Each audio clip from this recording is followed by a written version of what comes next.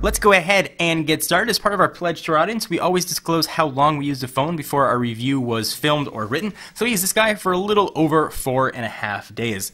So one point that I want to drive home throughout the course of this review is this is a $99 phone. So to compare it spec-wise with flagships, the HTC One or the Galaxy S4 aren't quite fair. So look at this from the mindset of just under $100 phone. So let me go ahead and run through the specs very quickly, and then we'll talk about the phone itself, just to refresh you in case you forgot what the HTC First is packaged. So it's got a 4.3-inch 720p, so that's 1280 by 720, with a PPI of 342. Again, that's a 720p screen. Android 4.1 at launch, but fingers crossed 4.2 will be coming. Powering it is a 1.4 GHz Qualcomm dual-core chip. That is the 89300AA, in case you're keeping track at home. Gig of RAM, 16 gigs of storage. There is non-removable here, so you're stuck with 16. You're going to have a 5-megapixel shooter. Lives right there on the back. LED flash. The front camera has a 1.6-megapixel shooter. It's got 802.11 ABG and N Wi-Fi, Bluetooth 4.0, a 2,000 mAh battery. It does have NFC, 3.5mm headset jack, and charges the way every other phone charges nowadays via micro USB. All right, so we went through the specs. Let's talk a little bit more about this guy. So this is the first phone to ship right out of the box with Facebook Home. Now you can download Facebook Home on other devices and get a Facebook Home experience, but this was sort of the reference phone for how it was going to work. Facebook has claimed that they are going to update this on a monthly basis, so this might change as the phone gets new features. So we broke up this review into essentially two parts. There's a whole separate review on Facebook Home, so if you want to take a look at that, hit the link down below, or if you want to hit it, they'll put an annotation right above it as well. All right, so let's talk about how this guy first and foremost works as a phone, and it works pretty well. So we tested it with AT&T's 4G LTE network, and it oftentimes backfilled to HSPA+, and it worked great. We didn't have any drop calls. It used to be something that I would make a point of. It's coming more and more common now with all the phones we test. No drop calls issues at all. Antenna was relatively strong. We held it next to the HTC One, and we were able to test how many bars of LTE or HSPA+ we had. And it was almost the same across the board. So no issue there at all with the antenna strength. The speaker, though, kind of stinks. It's certainly not the best. If you're listening to a phone call, you're using speakerphone, it's going to sound a little bit tinny. Music and games don't sound very good on it as well.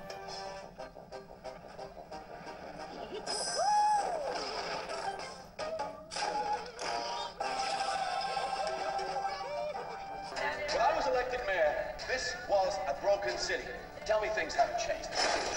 You know who I am? Yeah. Step by step, I have been getting it fixed. So as I mentioned, Facebook Home was done in a full review. So if you wanted to get a walkthrough of how it works, how it integrates, hit the link down below. The moral, though, that it makes doing anything non-Facebook related a giant pain. I will say, though, the UI is absolutely beautiful. Facebook engineers did a really nice job with how they made Facebook Home look. But again, if you want to do something that's not Facebook-centric, it takes a few extra steps. So we gave Facebook Home a 5 out of 10. But there's much more than Facebook Home to the HTC First, which is why we broke that up into two separate reviews. So build quality here is now typical HTC, which is about as big a compliment as I could give a phone. It's absolutely outstanding. I really like the way the phone feels here in my hand. It almost feels like a spiritual successor to the HTC One S, although certainly it's not. The soft touch back feels great, although certainly if you got a little bit of sweat on your hands, you are going to see it. It feels a little softer to the touch than it did on, say, the Droid DNA. Facebook learns from phone to phone. So this is a really nice job. The build quality is absolutely outstanding. Volume buttons are easy to press, and the phone feels really solid in your hands, which is not something that I could say for pretty much every $99 phone out there. The phone is also pretty zippy too. It's being powered by a dual-core chip, which has plenty of power. But when I was playing games or watching videos, doing normal phone stuff, no issues with slowdown at all. And I know you guys are going to want to know the quadrant score on this was 5,048, which put it close to on par score-wise with the HTC One X, so in case you're keeping track at home. It's, again, pretty decent score. It's not the most technical way to evaluate a phone, but it is a score that we use for every Android phone we test. And again, bear in mind, this is not a flagship phone. This phone, though, does have a pretty awesome secret. Pure, unadulterated Android can be installed with just a few taps. It's actually pretty easy. So if you want to get some pure Android experience, tap the screen, drag your little icon, go on up to Apps. Depending on what app screen you're in, if you're in this one with your shortcuts, or if you want to scroll on over to the left, you will see Facebook Home settings. You can also access it via the menu button, and you can turn off Facebook Home. We'll go ahead and turn that sucker right off. And we have now pure unadulterated Android. So we'll select the launcher, we'll use that just once. And now we've got unaltered Android 4.1. This is where the phone for me gets really, really interesting. For 99 bucks, you get a Nexus-esque experience. Not quite full Nexi, because it's not running 4.2 and it won't get updates as quickly as a traditional Nexus device, but it does have LTE, which the Nexus 4 does not. So if that's important to you, this might be a pretty solid choice to consider. The camera quality here was pretty average, nothing great. Certainly you're not going to be Ansel Adams with the camera on here, but average low light performance. Pictures looked fine. If you want to upload them to Facebook or put them on Instagram, this camera is going to serve you just fine. So you get pure Android as you would on any other Android phone, but you can also have chat heads that can run on in your native Android experience or inside any of the application. You could turn that off too if you want. But chat heads was my favorite features of Facebook Home, so I like being able to merge the two worlds.